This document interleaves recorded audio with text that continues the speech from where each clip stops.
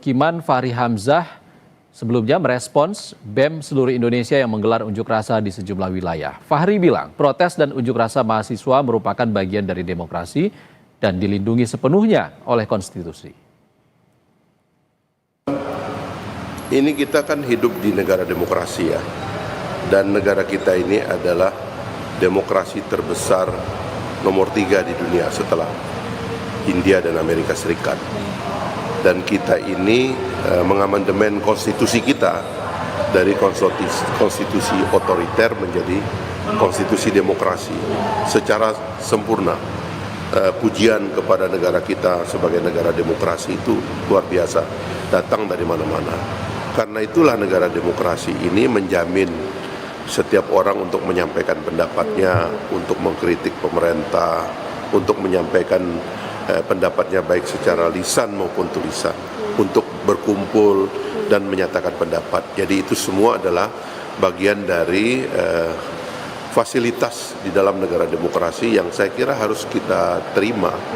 Dan karena itulah kami ingin menyampaikan bahwa Pak Prabowo itu sebenarnya mau menuntaskan agenda-agenda reformasi bangsa yang belum selesai.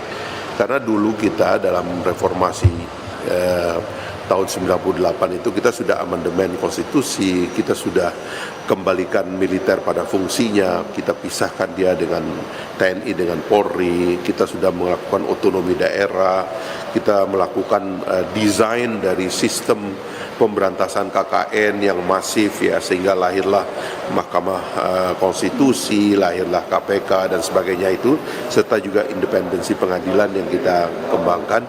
Semua itu ya, kemudian kita perkuat DPR, kita lahirkan DPD, itu semua dalam rangka menyiapkan satu sistem demokrasi bekerja.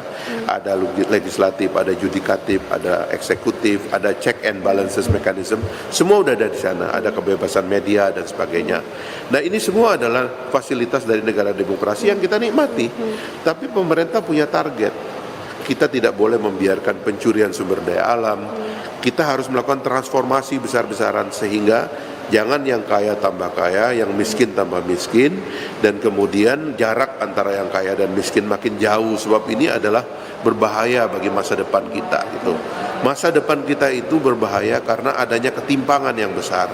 Soal keributan, ya kan, pendapat dan sebagainya tetap jalan terus, tapi pemerintah tetap dengan agendanya untuk melakukan transformasi besar-besaran ke depan. Bang, tapi yang dituntut oleh publik ini adalah mengenai stabilitas ekonomi. Kayaknya tuh riak-riak ini tuh mulai muncul setelah kemarin IHSG anjlok dan juga kemudian rupiah juga melemah gitu, Bang. Dinamika pasar modal dan pasar uang dalam negara yang menganut sistem devisa bebas itu ya tidak bisa tetap. Kita kan tidak mengepek semuanya, ya. Tapi jangan terlalu dicemaskan. Ada negara yang 40 tahun di embargo kayak Iran, masih aja dia cukup kuat. Dan karena itu sebenarnya pemerintah bekerja dengan baik. Justru gejolak ini adalah pertanda bahwa pemerintah sedang melakukan perubahan untuk menuju kebaikan.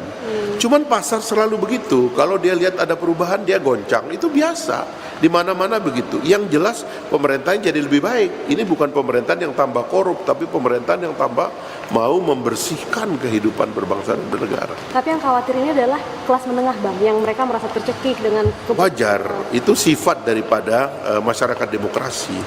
Dia gampang mendengar berita, dia well informed, itu biasa itu. Dan karena itu yang penting kita tetap positif, kita tetap bekerja sama ke depan. Tidak perlu ada kekhawatiran yang berlebihan, karena kita hidup di negara demokrasi, ada kebebasan, ada perlindungan hak asasi manusia, ya kan, ada perlindungan kepada segala macam warga negara dan seterusnya dalam demokrasi kita.